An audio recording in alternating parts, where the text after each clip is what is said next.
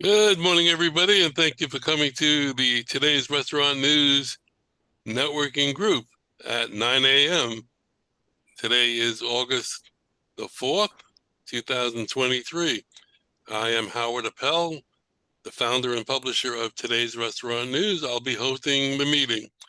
We are a group of restaurant vendors who are here to help each other grow our business and also to help a restaurant owner, manager, or chef with any questions they or concerns they might have in running of their business. And we welcome you to contact us at 561-620-8888 or go to our website at trnusa.com and go to our YouTube page, which is Today's Restaurant. So good morning, everybody. Morning. Morning. We were off camera, we were discussing some operational facts and the success of some chains that are coming up quickly. And the topic that we have today, when we get to it, I think it will help perhaps in building a store. So what I'd like to do is just mention the America's Food and Beverage Show that's happening in Miami on September the 18th, which I've spoken about before. This is a show that is for all of the Americas, South America, North America, Central America, as well as Europe and Asia. It's a very large show, a lot of food product, and we'll be exhibiting there. And if you'd like to come, you can use us as a home base. And Ed, is Carpigiani at that show? Not that I'm aware of. Okay, but if if you want to come down, let me know. I'll get you tickets. Okay. So I think we're going to do our intros first, and then we'll get into the conversation.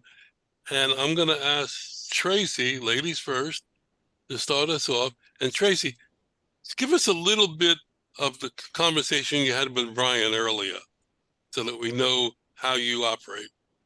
Sure. So my name is Tracy Pumo. I'm the Chief Operating Officer of Skyline Analytics. We are a full-service operational finance consulting firm, and we basically help C-suite executives increase their profitability through smarter data-driven decision making. And we do that by taking an entity's financial statements and going line item by line item and digging into those financial statements to discover efficiencies and inefficiencies. So, in the case of costs, they might need to optimize their costs. Labor is a big one that we look at to make sure that restaurants are staffed appropriately at certain times. And we do this by leveraging historical data and sales and tickets and whatnot, and making projections into the future, and we can see reoccurring trends for all things, not just labor. And then there are times, when you've optimized the cost as much as you can, but you haven't taken any more in pricing. And so we'll recommend pricing adjustments and whatnot.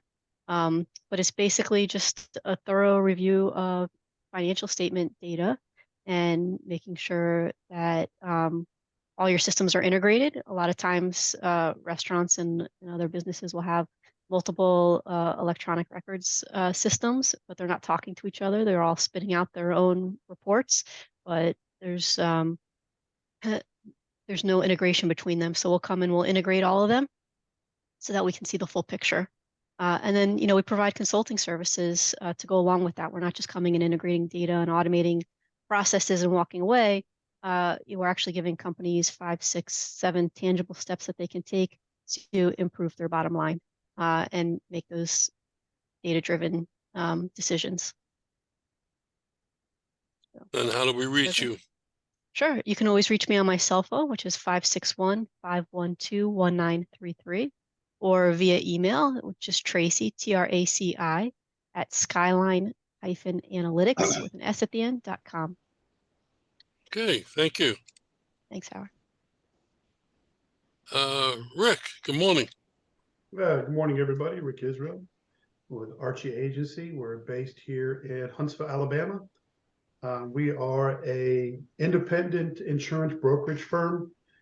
We help restaurants and their employers, if they do not offer insurance, get insurance for their employees.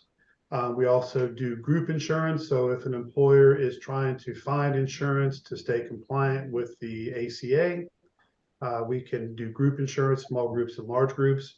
Our main niche, though, is Medicare. So if a individual is coming out of the group insurance realm into Medicare, we can also help them, guide them into the Medicare realm with supplements, Medicare Advantage plans, and prescription drug plans. We are licensed and in Florida, where the company started 20 years ago by the predecessor, my father. We're also in Alabama, Georgia, South Carolina, Tennessee, and now Mississippi. I can be reached at area code 256-937-2537 or rick@archie-agency.com. Okay, thank you. Steve, good morning. Good morning. How you doing today? How's everybody doing? I hope okay. I'm Steve Whitehill with Anchor Business Brokers, and we help people buy and sell businesses. And I have all sorts of businesses available for sale and at all sorts of different prices. But let's talk about a restaurant that I have available.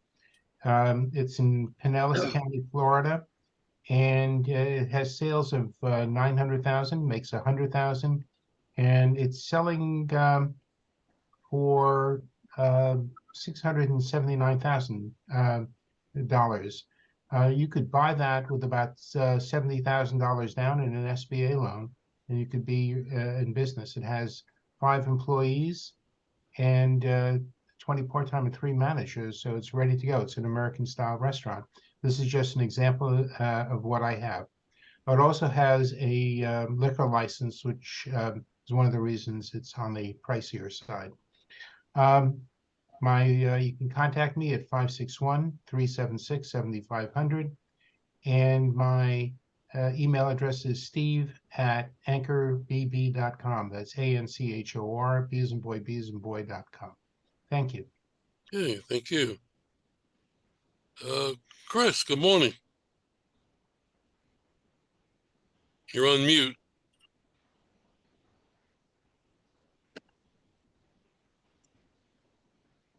Let's do unmute. Hey.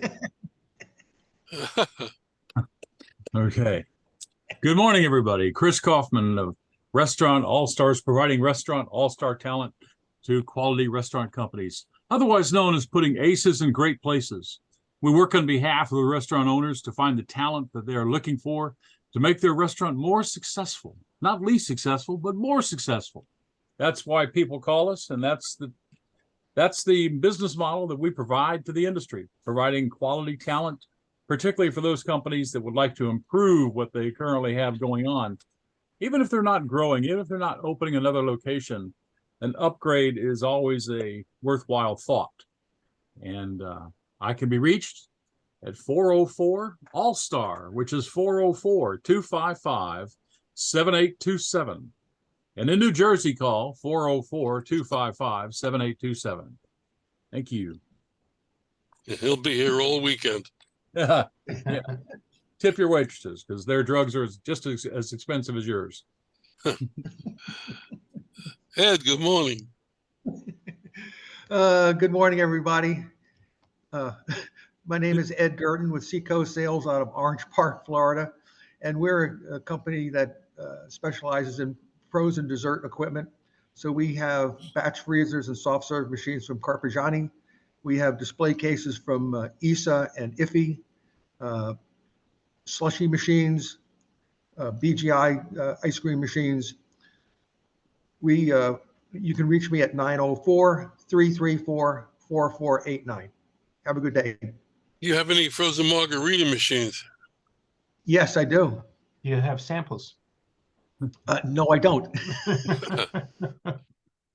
Can people lease those machines, or do they have to buy them? there are companies that lease those machines all over the place. Okay. There's a lot of companies that you can get the machines for nothing, provided you buy all their mix from them. Oh, okay. And they build in the cost of the machine over the 2 years that you have a lease on the buying the equipment, buying the product that goes in the machine. So Well- it's some of them can be cheap. So for instance, if it costs $900 for a machine, if some of the people can buy it for $250, but you have to buy $400 a month of product, okay, for a year or 2 years, and that's how they amortize the machine. When, Oh, when I was a manufacturer's rep in a former life, I was the rep for Frosty Factory. Okay. So that was a straight buy, straight buy. Because if they wanted it the least, they could, but it wasn't tied to ingredients. I only sell directly. I mean, once in a while we're financing through somebody, but there are companies in this country that specialize in leasing something and supplying the product to them. Right. I mean, they're all over the place. Right. Even in the ice cream business, you can find people to do that, where you can buy a soft serve machine, dirt cheap, but you have to buy X amount of pounds or X amount of cases of ice cream in a given month to pay for that. And if you don't, you get billed for it. Back in the, I'm not going to say what year, but I was involved with probably one of the very first self-serve yogurt shops in Florida, maybe the country. There was close to 20 plus machines in this restaurant. It was on Federal Highway in Fort Lauderdale. I forgot the name of it, but it was huge. What an investment that was. And it lasted quite a few years. So I guess they made their money and left. well, remember, This Can't Be Yogurt? Okay. Yeah. That was a yogurt franchise. They got sued by a company called I Can't Believe It's Yogurt. Right. And yeah, I Can't Believe It's Yogurt was a much smaller company out of Texas, but they sued This Can't Be Yogurt and they won the lawsuit. So This Can't Be Yogurt became TCBY, This Can't Be Yogurt. Yeah. And so I interviewed a guy who was really upset with that because he'd spent a lot of money on his TCBY franchise. And he said, I'm going to start another yogurt company and I'm going to call it You Bet Your Ass It's Yogurt.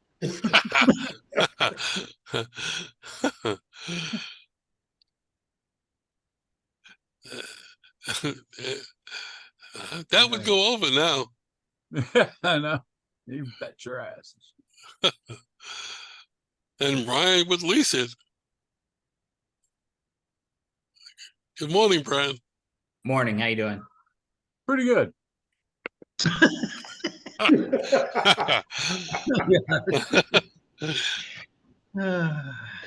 You're up, Oh. Brian. Huh? You're up. Huh? Me? Okay, I'm dragging this morning. I don't know, just dragging. So I'm not completely here. That's most of the time, whatever. You sound like one of those guys with a Geiger counter on Clearwater Beach. Huh? Huh? Yeah, No. Not Clearwater Beach, Vandalia Beach. Yeah, of course. yeah, that's it. Another sweet onion. Real quick, good morning, everybody. I'm Brian. I'm with Rogue Financial Group. We're a commercial equipment financing company. We finance all different types of equipment. I mostly focus on the hospitality side, which is restaurants, hotels. Do a lot of work with convenience stores, some breweries, convenience stores. I do work outside of that a little bit in the other like logistics and things like that. But what Rogue does is we are a commercial equipment financing company from startups to existing business. And we work all over the country. And I can be reached at 404-723-7222. Thanks. Have a great day. Okay. Thank you. I didn't miss anybody, right? Okay. Well, since we were discussing uh, operations in restaurants and how to run, etc., I came across Steve will like this. This is a chat. I put the question in, and the question that I put in was, what are the advantages and disadvantages of buying used restaurant equipment? And what we, of course, there's some that are very obvious, but let me just give you the David Letterman version. Oh, I've got my, seems I said last week David Letterman had a top 10 and I had a top 6. That's what I got again, top 6. So the first advantage of buying used restaurant equipment is the cost savings. It's typically much cheaper, as we all know, and it gives you a significant amount of money on your initial investment, keeping it lower. Number 2 is faster setup. With the supply chain problems in the world now, used equipment is readily available because of the economy. There's plenty of it around, and you can get it quick. Buying used equipment leaves you room for negotiation on the price. And number 4 is they call proven performance. Older models of equipment may have a proven track record of reliability and durability.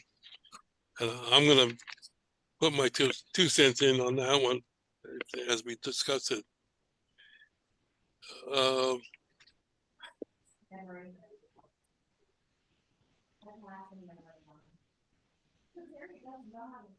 The disadvantages of buying used equipment, here's where I have 6. Is that you have limited or no warranty, and in certain pieces of equipment, that's extremely important. We can get into that. Potential wear and tear on a piece of equipment that you may not be aware of. Compatibility issues. An older model may not be compatible with the latest technology. Like I said, hidden problems with used equipment. You may not see a seal that's working in the machine, etc. Like buying a used car.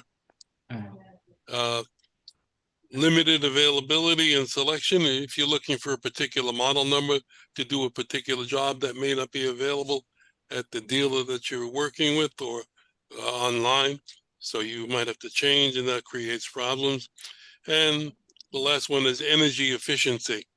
The older machines don't work as efficiently as the newer ones. People opening up restaurants, it depends on who they are. If they're a major chain, they're not looking at used equipment, but the mom and pop restaurateur opening up a place, they're looking at used equipment. And I used to see this all the time when I was a dealer in New York. They would come in looking for pieces of used equipment. And Ed, I'm sure you'll be able to discuss this when we used to tell people, and you can back me up on this or tell me if I'm right or wrong, some pieces of equipment are perfectly fine to buy used. A work table, a stainless steel work table, used, is perfectly fine as long as it's the right measurement. But if you buy an ice machine, you're looking for trouble, because that has all of the disadvantages of a piece of equipment. It's got the hidden problems and all the other things. So what do you, I know you're ready to go, Ed. I'm going to say, first off, if you're going to buy used equipment, I have nothing against used equipment. You better make sure that somebody still supports it with parts. Right. Because a lot of times you can't get parts for machinery. Or for instance, like in a compressor, if it's running on R404, which is being replaced by propane right now, you in a couple of years, you're not going to be able to buy 404 compressors anymore. So if you have a 404 Yeah. compressor, you're going to have to completely replace the entire refrigeration system on your machine. Right. That's a big drawback, if it can be replaced. That's a major point right there for somebody who may be watching this and considering buying used equipment. That is a major point to consider. You know, I know with Carpigiani, we've got equipment out there that's 20, 25 years old, batch freezers, and Carpigiani switched to 404 about 25 years ago. So those machines still have parts, but some of the older machines, the refrigeration is totally different on it, and you can't buy that anymore. And if you put, say, R404 into an older system, it'll screw up the compressor. You're going to be ruined. Like in New York now, they're banning gas cooking ranges. Yes. So if you buy a gas range, you're in trouble. Move to Florida. You can do it there. Yeah. You know, as a consumer and being from the outside of the restaurant industry, you know, obviously you walk in, you don't know if it's used or not. Yeah. But the concern I have is if it's used, what kind of shape is it in? I mean, if you're serving food out of a used piece of equipment, you know, is it still going to be up to standards of what the health department will require? I don't know. And I don't know about in Florida, but here in Alabama, every restaurant and every grocery store is rated by the health department. Right. And, you know, it's just, once again, I don't have a problem with it because I wouldn't know. But if I did know, I'd be like, okay, is this up to standards? Well, you know, it's like buying a used car and one that may have been in a flood and you don't know about it. Yeah. Every new piece of equipment is used after the first use anyway. So Yeah. Right. I think it depends on the condition, how well it's been maintained. You know, as a consumer in a restaurant, my biggest concern is always cleanliness. You know, how clean is the kitchen? Yeah. Well, like with the equipment that we have a 90-day warranty on parts, on labor, 1 year on parts that are not consumable, and 5 years on compressor and 2 years on beater motors. If you buy a used piece of equipment and a week after you get it, the compressor goes down, it'll cost you $4,000 or $5,000 to replace that compressor. Right. And that, you know, and as if somebody's going into the restaurant business for the first time and they're trying to cut corners, trying to save money because the way the economy is right now and the supply chain of getting equipment, you know, somebody who's just going into this really needs to look at the cost over operation. I mean, if this thing dies in 2 months, you know, am I going to be out of business 100% and losing money? And how much is it going to cost me to fix it compared to what would it cost me to buy a new one full warranty? Yeah. You know, if it sets me back a month or two from opening up, well, you know, can you swallow that month or two opening up in your cost of having to wait compared to, oh, I can open now with the chance of this happening? So, Well, you know, imagine an ice cream place that perhaps gave Ed an order towards the end of COVID and the supply chain problems, you know, getting equipment that set them back a couple of months, maybe a month or two, getting the equipment into the States.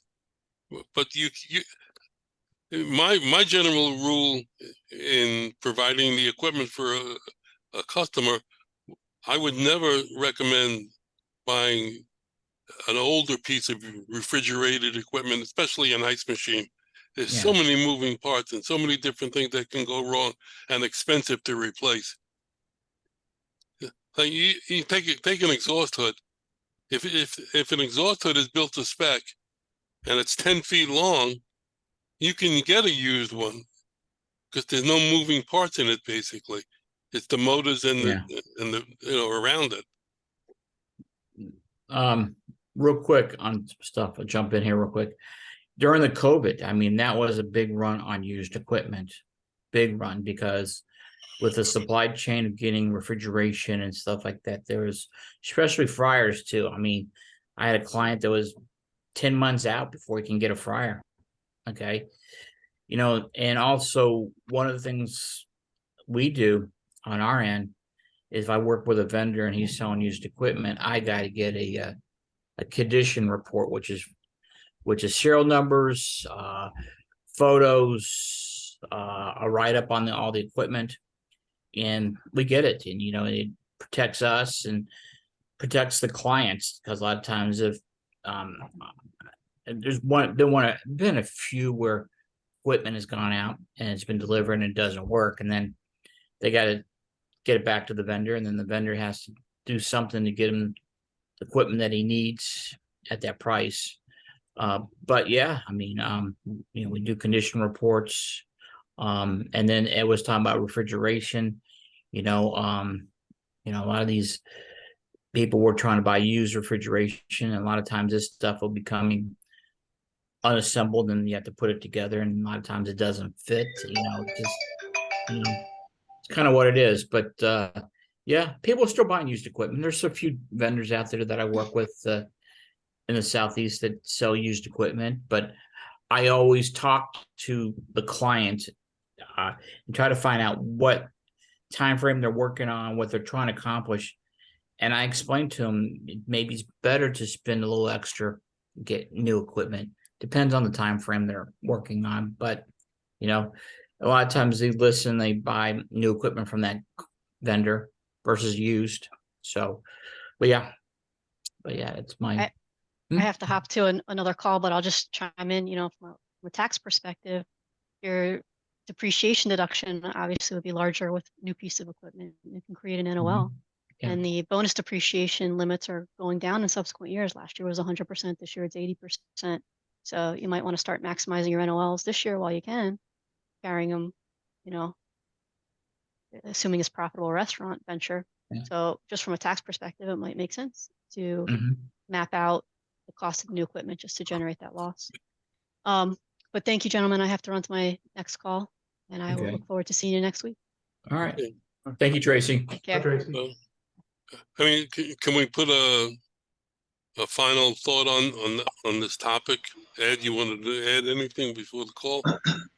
Well, one thing, most of the national chains, if I can say that, went through experiments where they would buy some used equipment, and they all have left that, and they buy strictly new, Right. because of issues.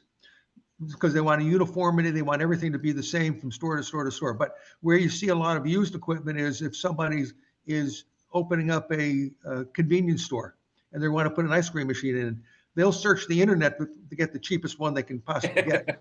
Oh, yeah. Right. And then Ed, when you go to that convenience store, every single time you go, the ice cream machine's not working. Well, I can tell you what happens with me. They will call me and ask me for a price, and I'll give them a price, and by the time they stop laughing or they pick themselves off the ground because it's too expensive, 6 months later, I'll get a phone call from them saying, my machine is broken. Can you come over and fix it? Right. Yeah, I want it for 5%. I want it for 3%, 3.5% interest.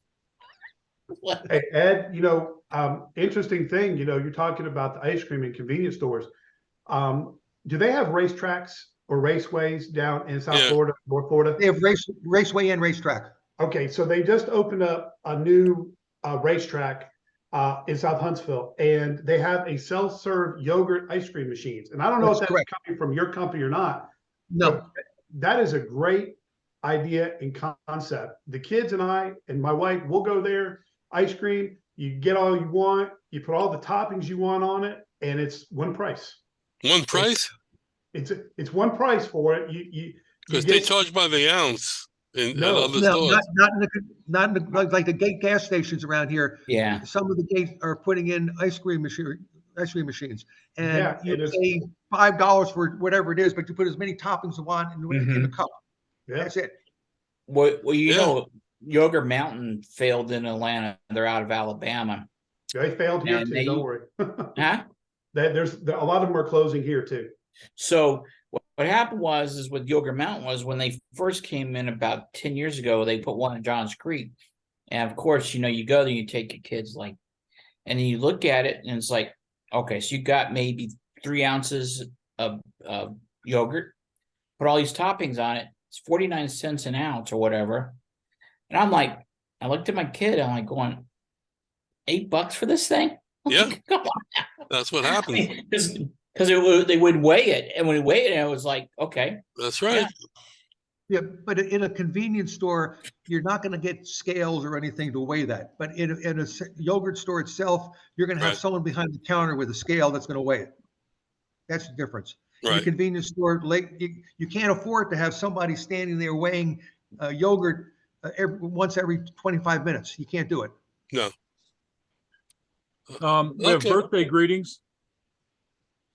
Birthday greetings yesterday.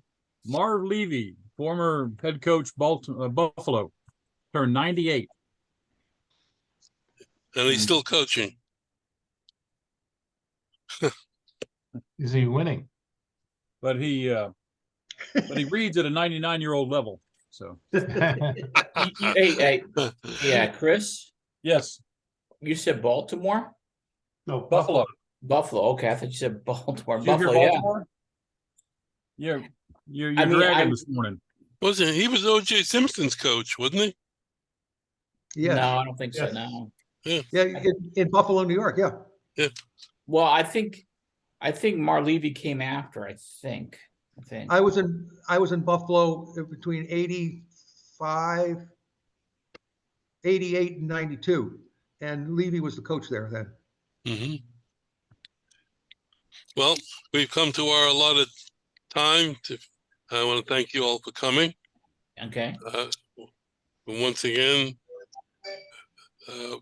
if you'd like to get in touch with us, please give us a call at 561-620-8888. Go to our website, trnusa.com, and go to our YouTube page and subscribe to the page, and you'll get notified whenever there's a new video. And again, thank you all for coming, and we'll see you again next week. And don't forget, on the 18th, we're having a combined meeting of both groups, and it will be at 10 a.m. Okay. Special start time. Okay. Okay. Sounds good. Have a good weekend.